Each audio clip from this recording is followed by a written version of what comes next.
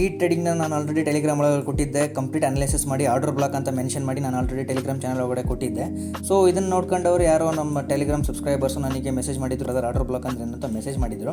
1 hour time ಫ್ರೇಮಿಗೆ switch ಮಾಡ್ತೀನಿ ನೋಡ್ರಿ. ಇಲ್ಲಿ ನನಗೆ 1 ಅವರ್ ಒಳಗಡೆ ಇಲ್ಲೊಂದು ಆರ್ಡರ್ ಬ್ಲಾಕ್ ಕಾಣಿಸ್ತಿದೆ. ಆರ್ಡರ್ ಬ್ಲಾಕ್ ಅಂದರೆ ಏನಪ್ಪ ಅಂತಂದರೆ, ಈಗ ಟಾಪ್ ಎಡ್ಜ್ ಅಥವಾ ಬಾಟಮ್ ಎಡ್ಜ್ ಒಳಗಡೆ number of buying orders, number of selling orders at a time ಆರ್ಡರ್ಗಳು ಎಕ್ಸಿಕ್ಯೂಟ್ ಆಗಿರ್ತವೆ. ಸೊ ಇಲ್ಲಿ ನೋಡ್ರಿ, ಇಷ್ಟು ಬಿಗ್ ಕ್ಯಾಂಡಲ್ಸು ಇಷ್ಟೊಂದು ಕಂಪ್ಲೀಟ್ ಫಾಲಿಂಗ್ ಕಾಣಿಸ್ಬೇಕು ಅಂತಂದರೆ ಇಲ್ಲಿ ಸಿಕ್ಕಾಪಟ್ಟಿ ನಂಬರ್ ಆಫ್ ಸೆಲ್ಲಿಂಗ್ ಆರ್ಡರ್ಗಳು ಪ್ಲೇಸ್ ಆಗಿರಬೇಕು.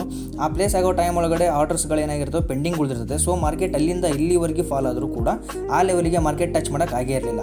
ಇಲ್ಲಿ ನೋಡಿರಿ, ಕರೆಕ್ಟಾಗಿ ಮಾರ್ಕೆಟು ಟಚ್ ಆಗಿದ ತಕ್ಷಣ ಮಾರ್ಕೆಟ್ನ ನೆಕ್ಸ್ಟ್ ಕ್ಯಾಂಡಲ್ ನನಗೆ ಬೇರಿಶ್ ಕ್ಯಾಂಡಲ್ ಬಂದಿರೋದು. ಅಂದರೆ 15 ಮಿನಿಟ್ಸ್ ನೋಡಿರಿ, ಇಲ್ಲಿ ಎಕ್ಸಾಕ್ಟ್ ಮಾರ್ಕೆಟ್ ಇಲ್ಲಿ ಟಚ್ ಆಗಿದ ತಕ್ಷಣ ನನಗೊಂದು bearish candle, complete bearish candle ಕಂಡಿರೋದು. ಇಟ್ ಮೀನ್ಸ್ ಇಲ್ಲಿ ಸೆಂಡ್ಲಿಂಗ್ ಆರ್ಡರ್ಸ್ಗಳು ಪೆಂಡಿಂಗ್ ಯಾವುದಿತ್ತೋ ಎಲ್ಲ ಆರ್ಡರ್ಗಳು ಇಲ್ಲಿ ಎಕ್ಸಿಕ್ಯೂಟ್ ಆಗಿದ್ದಾವೆ.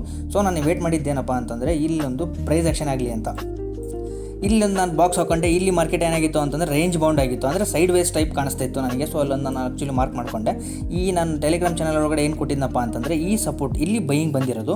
ಸೊ ಈ ಬೈಯಿಂಗ್ ಏನಾದರೂ ಇಲ್ಲಿ ಬ್ರೇಕ್ ಆಯಿತು ಅಂತಂದರೆ, ಈ ಬೈಯಿಂಗು ಇಲ್ಲಿ ಬ್ರೇಕ್ ಆಯಿತು ಅಂದರೆ ಮಾತ್ರ ಇಲ್ಲಿ ಒಂದು ಸೆಲ್ಲಿಂಗ್ ಆರ್ಡರ್ ಯಾರು ಇದ್ದೀರಾ, ಶಾರ್ಟ್ ಪೊಸಿಷನ್ ಮಾಡೋರು ಯಾರು ಇದ್ದೀರಾ, ಎಲ್ಲರೂ ಶಾರ್ಟ್ ಮಾಡ್ಕೊಳ್ರಿ ಅಂತ ಟೆಲಿಗ್ರಾಮ್ ಚಾನಲ್ ನಾನು ಕೊಟ್ಟಿದ್ದೆ.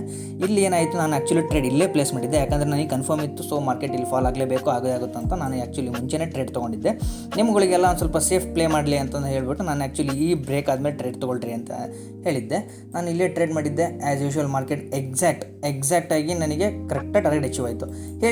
ಯಾರು ಕೇಳಿದ್ರು ಟಾರ್ಗೆಟ್ ಹೆಂಗಪ್ಪ ಕರೆಕ್ಟಾಗಿ ಸೆಟ್ ಮಾಡ್ಕೊಳ್ಳೋದು, ಸೇಮ್ ನನಗೆ ಅದೇ ಥರ 1 ಅವರ್ ಟೈಮ್ ಫ್ರೇಮ್ಗೆ ಸ್ವಿಚ್ ಮಾಡಿಕೊಂಡೆ. ಹ್ಯೂಜ್ ನಂಬರ್ ಆಫ್ ಆರ್ಡರ್ಸ್ಗಳು, ಬೈಯಿಂಗ್ ಆರ್ಡರ್ಸ್ಗಳು ಇಲ್ಲಿ ಪೆಂಡಿಂಗ್ ಉಳಿದಿರ್ತದೆ. ಯಾಕಂದರೆ ಇಷ್ಟು ದೊಡ್ಡ ಕ್ಯಾಂಡಲ್ ಫಾರ್ಮೇಷನ್ ಆಗಬೇಕಪ್ಪ ಅಂತಂದರೆ ನಂಬರ್ ಆಫ್ ಬೈಯಿಂಗ್ ಆರ್ಡರ್ಸ್ಗಳು ಎಕ್ಸಿಕ್ಯೂಟ್ ಆಗಿರಲೇಬೇಕು. ಅದರೊಳಗಡೆ ಪೆಂಡಿಂಗ್ ಇರೋ ಆರ್ಡರ್ಗಳು ಇಲ್ಲಿಗೆ ಬಂದು ಮಾರ್ಕೆಟ್ ಟ್ಯಾಪ್ ಮಾಡಲೇಬೇಕು. ಪೆಂಡಿಂಗ್ ಆರ್ಡರ್ಸ್ಗಳನ್ನೆಲ್ಲ ಇಲ್ಲಿ ಗ್ರ್ಯಾಬ್ ಮಾಡಲೇಬೇಕು ಮಾರ್ಕೆಟ್.